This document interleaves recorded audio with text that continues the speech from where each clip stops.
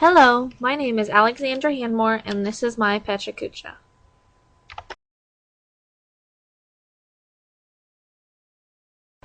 I did my observations at Delaware Elementary School, which is a part of EVSC. It is also located in Evansville, Indiana. I was working with a 5th grade classroom, and the teacher was Miss Keck. The classroom was on the 2nd floor of the Delaware Elementary.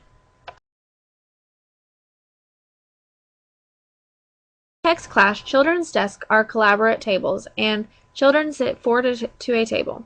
The desks were arranged in this way every time we came. The classroom was equipped with a Promethean board. Miss Keck had numerous posters and paintings hanging on the walls, but all of the artwork and handwriting on display was of her own. The children in this class also were equipped with laptops. Mrs. Keck focuses a lot of her teaching on giving lectures. I would consider her teaching to go under the behaviorism theory. I do not witness her giving the students incentives, but her teaching is very teacher-centered. She also views the teacher's role as providing information and supervising practice. She talks about 90% of the time, and her students talk about 10% of the time. Her classroom is very teacher-directed. I also have seen a little bit of constructivist theory in Mrs. Keck's classroom. She truly values collaboration, hence the setup of the desks. She also uses the students' schemas or prior knowledge to help them better understand during lectures. She also tries to keep her students engaged during her lessons and is always trying to get them to think deeper. Keck also really values deep thinking in her classroom. She has her students play chess in class to help them look at things in more ways than one, and to also help develop that deep thinking mentality, to think before acting. She oftentimes has the children get in the thinker stance to help them remember to think deeper about a question or situation. Students are required to listen the majority of the time that we are there, until they go to their IDR groups. The teacher does the majority of the talking when the children talk. If the student was not called on or if the statement is off task, then the student is ignored. The teacher gives most of the directions for the class orally.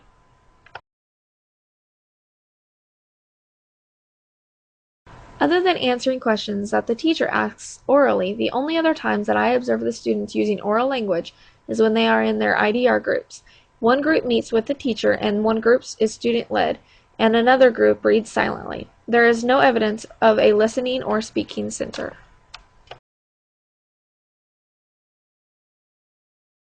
Academic language is strongly encouraged in this classroom.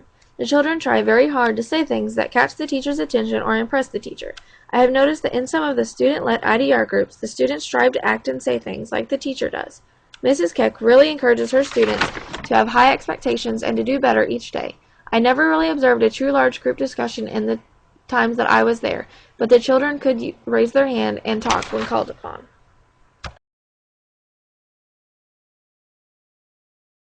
A lot of evidence supporting the reading process in this classroom. There is plenty of charts on the walls representing the reading process. There is also a Promethean board in the room that Mrs. Keck uses to take notes on sometimes for her children to read.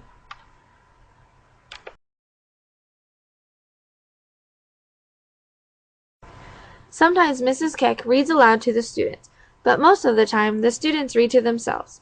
Mrs. Keck tries to pull on the students' prior knowledge before starting a book. All purposes are set by the teacher before reading, and the students are normally given a task list to do and follow while reading.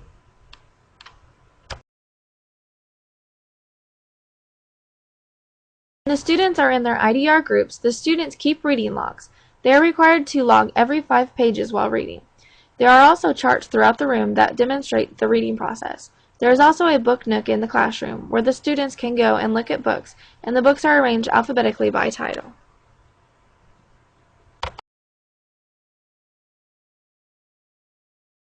It does have little discussions about the assigned readings. When I see the children talking about the reading, it is only during their reading groups.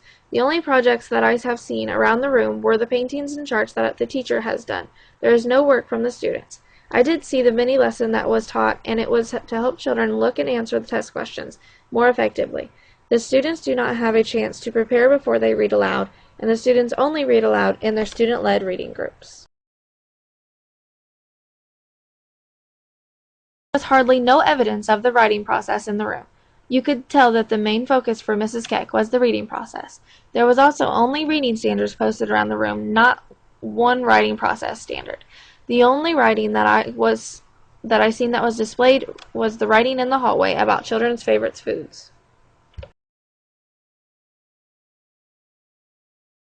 Plenty of evidence of the teachers writing all over the walls. The only activity that I see the children doing with writing while I am there is writing in their reading journals during their IDR time. I did hear the teacher mention something about a writing folder, but the children never used it while I was there.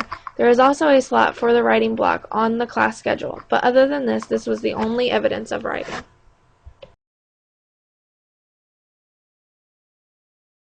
This was a new experience for me. I had never observed in a school system, let alone a fifth-grade classroom.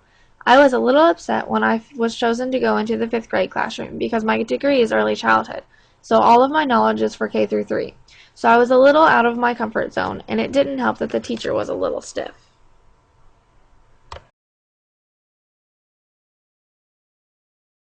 Though it was a struggle for me at first, I am glad that I did it. It gave me some insight on how the older classrooms work, and Mrs. Keck said and did some things that I could modify and use with younger children. I gained a lot of new experiences, and I do not regret being a big kid for a little while.